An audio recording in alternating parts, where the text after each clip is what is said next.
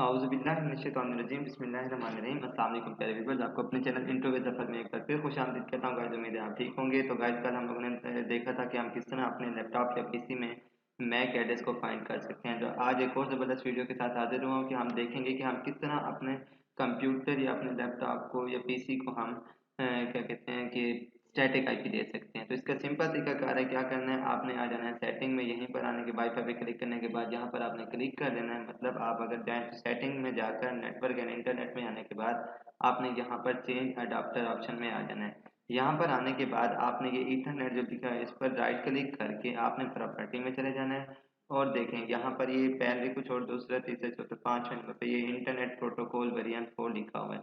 यहाँ पर आने के बाद आप देखें यहाँ पर ये आईपी एड्रेस ऑटोमेटिकली आपको दे रहे हैं। तो यहाँ पर क्लिक करेंगे नीचे यूज़ द फाइल, यहाँ पर आप अपना आईपी एड्रेस दे सकते हैं। मैं फर्स्ट के दे रहा हूँ 10 500 204 ये दे रहा हूँ। देखिए खुद ब खुद सबनेट मास्क आ जाएगा। यहाँ पर आप गेटवे भी दे सकते हैं, गेटवे देना चाहें दे सकते हैं। उसके बाद डीएनएस भी दे सकते हैं। डीएनएस मैंने आपको बताया था। डीएनएस सर्वर क्या होता है, बेसिकली डीएनएस सर्वर का ये काम है कि क्लाइंट की रिक्वेस्ट को सर्वर के ओरिजिन तक पहुँचाना।